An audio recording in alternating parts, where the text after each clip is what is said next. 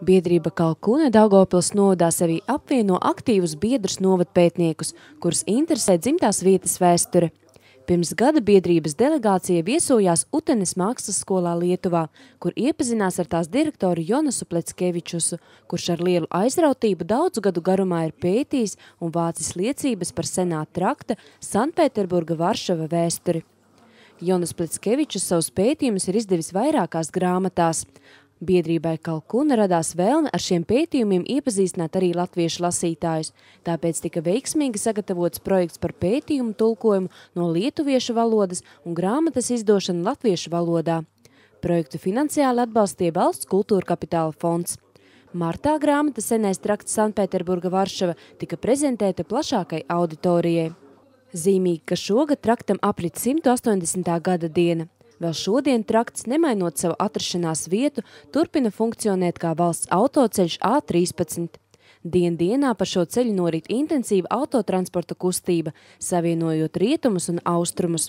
Reti kurš ir aizdomājies, kā šis trakts ir veidojies, kādi notikumi ar to saistās. Эта дорога самая старая дорога, такая, как дорога, самая старая на Латгалии в Литве, потому что раньше дороги были...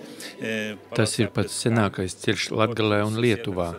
Agrāk ceļi bija smilšu strēles no kaimiņa līdz kaimiņam, no ciema uz ciemu, bet šis ceļš bija apzināti plānots no galvaspilsētas līdz galvaspilsētai, no Krievijas impērijas uz Polijas karalisti.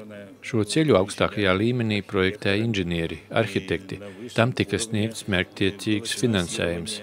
Ceļu bija plānots pabeigt 1833. gadā, tomēr darbi aizkavējās par 3 gadiem, 31. gada sacelšanās dēļ. Pasākumā Jonas Pleckevičus grāmatu dāvinājumā pasniedza projektu atbalstītājiem, kā arī lasītājiem sniedza autogrāfus. Mums grāmata nav daudz eksemplāru, 300 eksemplāru, un tāpēc mums domāts viņu dāvināt gan novada visām skolām, gan bibliotēkām, gan visiem kultūras darbiniekiem, universitātei, kas arī šodien sanākuši visi ielūgtie viesi. Sadarbojoties arī ar Aglonas novadu, mums šodien arī no Maltas atbraukuši, no Maltas puses un no Rēzeknes. Un lūk, visi, kas saistās ar šo traktu vēsturiski, visiem būs dāvinājumā grāmatiņas. Grāmatas autors norāda, ka ceļi vienmēr saistās ar cilvēku likteņiem, tāpēc tas ir pateicīgs motīvs dažādiem mākslas veidiem. Arī biedrība Kalkune cer uz turpmāku sadarbību. Sadarbība ar Jonu Pleckevičus, es domāju, varētu būt daudzpusīga, jo tā kā viņš ir pats mākslinieks profesionāls, un es zinu, toreiz mums pirmā braucienā līdzi bija arī no Špokļu mūzikas mākslas skolas direktors, un šodien mums ir klāta Rēzeknes mākslas vidusskolas direktors Veiselnieka kungs. Arī ar mākslas sfērā mēs varam ļoti skaisti to tēmu virzīt, gan par traktu veidot kādus plenērus, gan arī nesaistot ar traktu ļoti dažādas jaunas lietas atklāt.